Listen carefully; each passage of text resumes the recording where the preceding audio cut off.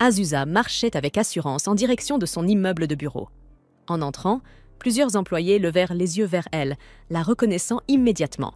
Ses propositions et ses dossiers remportaient régulièrement des prix. Arrivée au portique d'entrée, elle y passa son badge. Mais lorsqu'elle voulut avancer, le portique resta fermé. Intriguée, elle baissa les yeux, pour découvrir qu'elle avait, en réalité, scanné une carte de visite de service de plomberie au lieu de son identifiant. Pendant ce temps, dans le département de la publicité, Koskei se débattait avec la pile de dossiers qui l'attendait lorsqu'Azusa entra et se dirigea vers son bureau. Plusieurs collègues la saluèrent à son arrivée, tandis que les autres continuaient d'affluer dans l'open space. Une fois les salutations passées, chacun retourna rapidement à son travail. Minori s'approcha d'Azusa avec une préoccupation. L'un des influenceurs qu'ils avaient contacté pour une promotion s'était désisté. Elle demanda à Azusa si elle avait une solution. D'un ton froid, Azusa lui rappela que c'était sa responsabilité de régler ce problème et qu'elle aurait dû venir avec une proposition au lieu de demander des idées. Néanmoins, elle suggéra que si l'influenceur ne pouvait pas participer, il pouvait recourir à un remplaçant, car plusieurs autres talents restaient disponibles pour le projet. Puis, elle alla trouver Koskei et lui tendit les documents qu'elle avait corrigés pour lui, afin qu'il les transmette au service de planification. En remarquant le désordre sur son bureau, elle le réprimanda, ce qui poussa Koskei à tout ranger précipitamment. Peu après, Azusa fut appelée par leur supérieur, Eiji. Alors qu'elle se dirigeait vers lui, deux collègues chuchotèrent à quel point elle était fiable, tandis que Koskei marmonna qu'en réalité, Azusa faisait plutôt peur. Les filles acquiescèrent à contre-cœur, admettant qu'elle pourrait être un peu plus aimable. Arrivée auprès d'Eiji, celui-ci l'informa de l'arrivée prochaine d'une nouvelle recrue au sein du département. Il voulait qu'Azusa se charge de sa formation. Un léger trouble passa dans le regard d'Azusa, mais Eiji la rassura. Le nouveau venu était talentueux et s'adapterait vite. Il ajouta qu'il serait bénéfique pour l'entreprise qu'une employée aussi accomplie qu'elle s'occupe de son apprentissage. Azusa esquissa un sourire à ce compliment et accepta la tâche, bien qu'intérieurement, elle en fût accablée. Elle avait travaillé dur pour se forger une image distante et glaciale, précisément pour éviter d'être conviée aux soirées arrosées après le travail. Malheureusement, Eiji semblait ignorer ce détail et continuait de croire qu'elle s'entendait parfaitement avec tout le monde. Cette idée la rendit encore plus morose, mais elle se promit de rester professionnelle. Avant même qu'elle puisse s'y attarder davantage, une voix énergique résonna dans le département pour saluer tout le monde.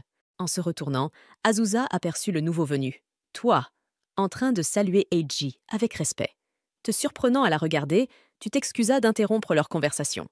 Eiji vous présenta l'un à l'autre, ce qui t'amena à te présenter poliment à Azusa. Celle-ci te répondit d'un ton froid et distant. Pourtant, intérieurement, elle ne pouvait s'empêcher de s'émouvoir devant ton charme juvénile et ce côté un peu espiègle qui la déstabilisait. Mais elle refusa catégoriquement de laisser paraître ses émotions, consciente qu'Eiji lui confiait la lourde tâche de t'enseigner tout ce qu'elle savait. Fixant ton visage, Azusa se promit en silence de tout faire pour te former correctement, malgré ses lacunes en communication. Elle t'emmena dans la salle de merchandising et expliqua que l'entreprise avait d'abord commencé comme un studio de jeux vidéo avant de s'étendre à d'autres secteurs tels que l'habillement, l'immobilier et bien plus encore. Elle insista sur le fait que, parce que l'entreprise couvrait un champ aussi vaste d'activités, leur département devait en permanence jongler avec plusieurs projets à la fois. Ensuite, elle te fit rapidement visiter les différents espaces du bâtiment, les bureaux, la cuisine, la photocopieuse, les toilettes les plus proches, et même le coin des snacks gratuits. Convaincue d'avoir fait un tour complet, elle se sentit satisfaite d'elle-même, certaine de t'avoir montré l'essentiel. Sans plus tarder, vous vous mîtes au travail. Mais, un peu embarrassée, Yu osa l'interpeller pour lui avouer qu'il ignorait totalement quelles étaient ses tâches du jour. Azusa se figea. Emportée par la visite, elle avait complètement oublié de t'expliquer tes véritables responsabilités. Retrouvant aussitôt son sang-froid, elle déclara d'un ton ferme que tu allais l'accompagner à une réunion d'affaires et que, pour l'instant, ton rôle serait simplement de l'observer et d'apprendre. Avant de partir, elle insista sur un point fondamental. Il fallait s'entraîner à échanger des cartes de visite, rituel essentiel de la bienséance professionnelle. Azusa tenta de faire la démonstration, mais en essayant trop fort d'ouvrir son étui, elle en fit tomber tout le contenu sur le sol. Rougissante et figée par sa propre maladresse, elle te vit aussitôt te pencher pour ramasser les cartes et les lui tendre avec politesse. Comme prévu, Azusa et Yu accueillirent ensuite leurs invités à l'entrée de l'entreprise et les escortèrent jusqu'à la salle de réunion.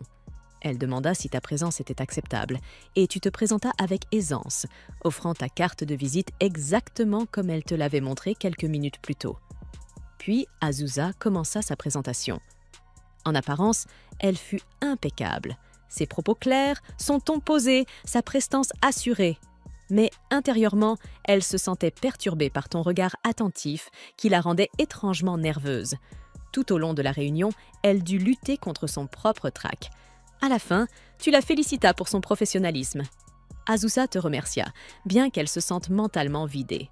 Elle réalisa que l'heure du déjeuner approchait et se demanda s'il était convenable, en tant qu'aînée, d'être celle qui t'inviterait à sortir manger. Elle commence à sourire toute seule en pensant à un joli restaurant où il pourrait aller. Yu remarque ce sourire, mais il est surpris quand son expression se transforme soudainement en panique.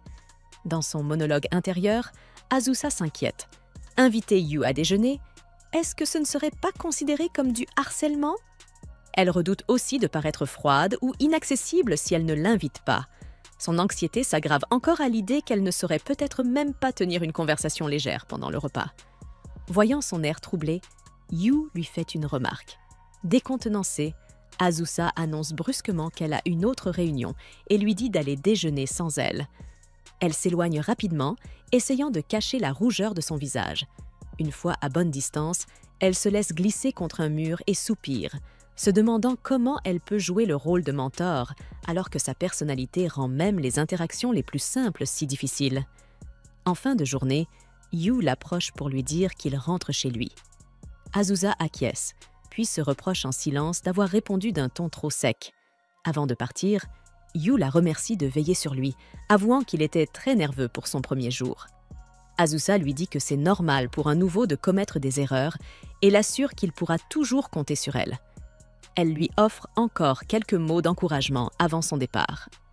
En sortant, ses autres collègues s'arrêtent aussi pour discuter avec lui de sa première journée. Le soir, alors qu'Azusa rentre seule dans les rues sombres, elle se sent coupable. Elle réalise qu'elle a passé plus de temps à se soucier de son image qu'à penser aux sentiments de Yu. Elle se promet que le lendemain, elle sera plus attentive et directe avec lui. Le jour suivant, Yu discute tranquillement avec ses collègues lorsque Azusa apparaît et leur ordonne froidement de s'écarter. Ils lui cèdent aussitôt le passage. Azusa s'assoit à son bureau, intérieurement fière d'avoir salué tout le monde, normalement, sans se rendre compte qu'elle a en réalité paru intimidante.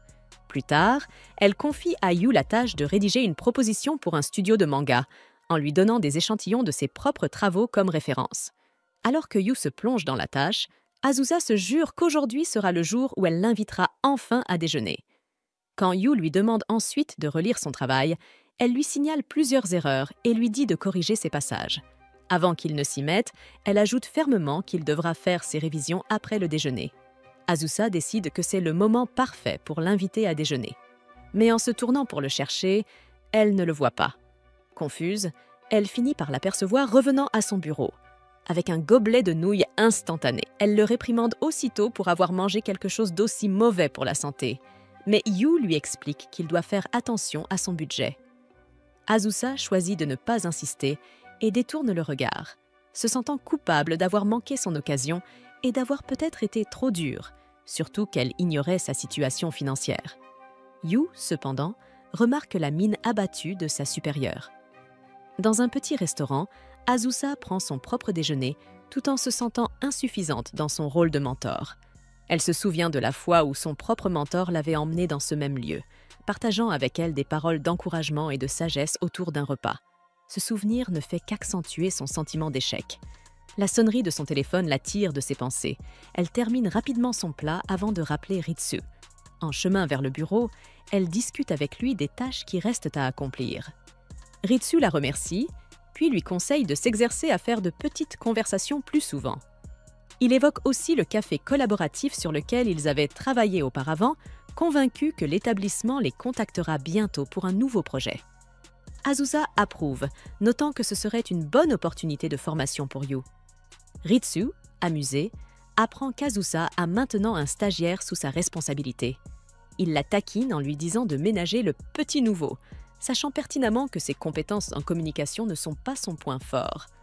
Quand Azusa proteste intérieurement en affirmant qu'elle s'est plutôt bien débrouillée aujourd'hui, Ritsu lui rétorque franchement que ses habituelles réponses courtes ne sont pas de vraies conversations. Depuis son bureau, il observe Yu et prévient Azusa que les jeunes employés de nos jours n'hésitent pas à changer de travail s'ils se sentent négligés.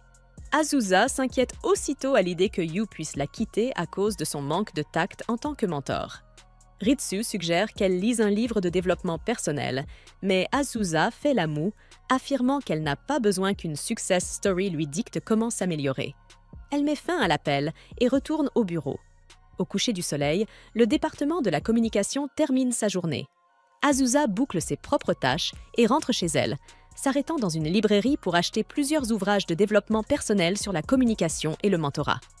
Une fois dans son appartement, elle se rend compte qu'elle a oublié d'acheter de quoi dîner.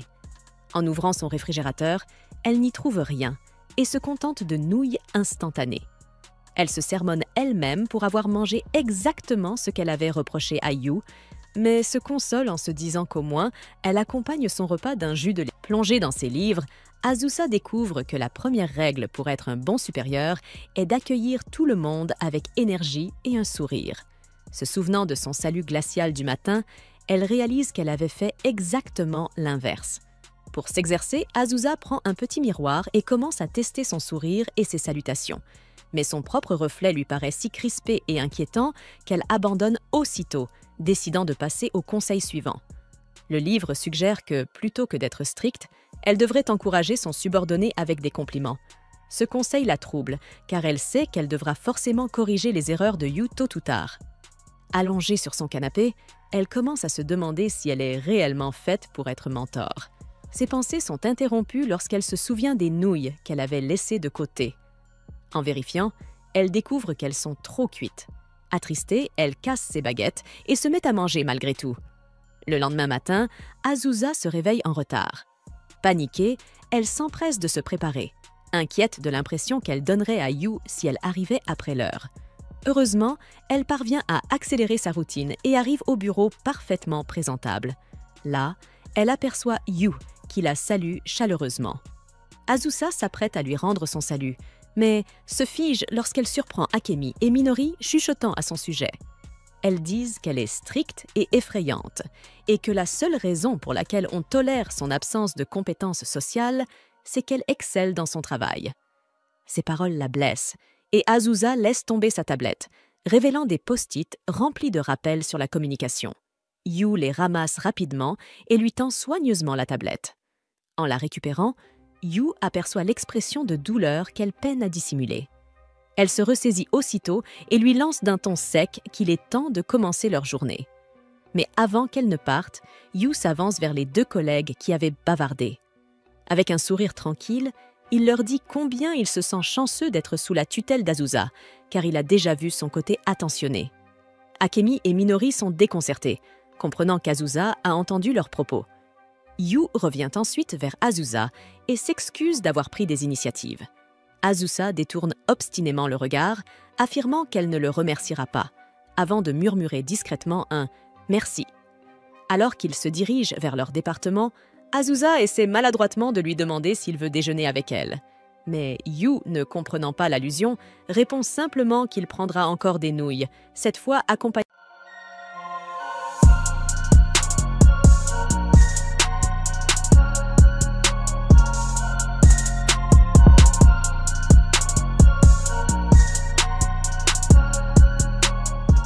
Tout le monde dans la salle de réunion écoute attentivement, tandis qu'Azusa présente ses plans pour un futur café de collaboration.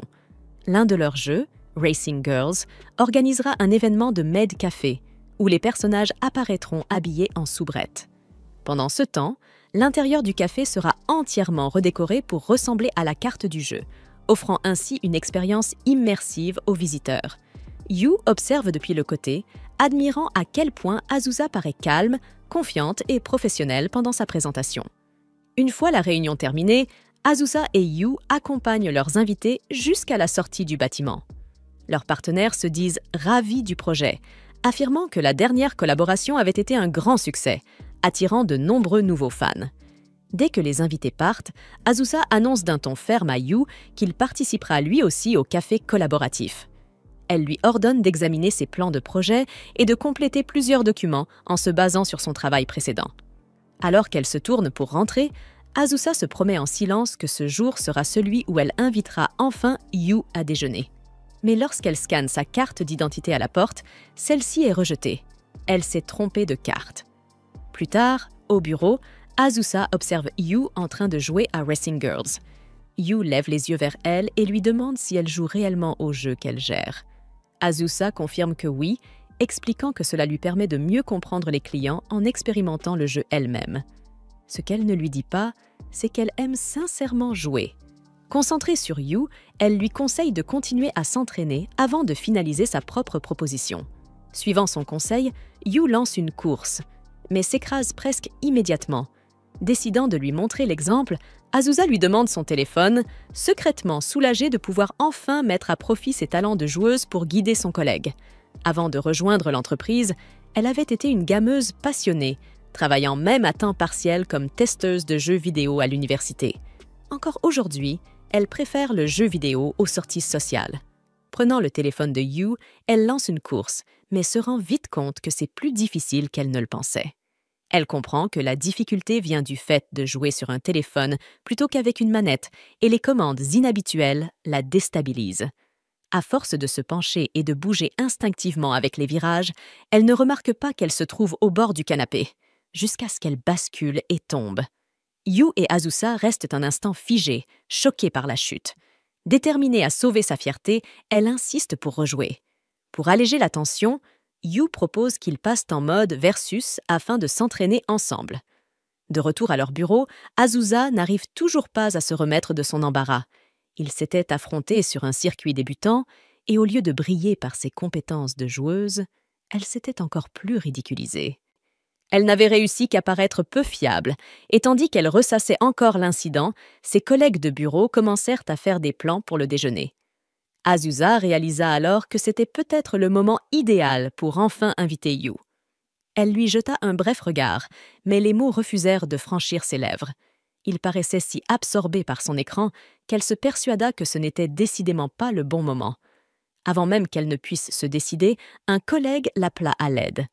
Azusa se leva aussitôt pour aller l'assister, reléguant ses pensées au second plan.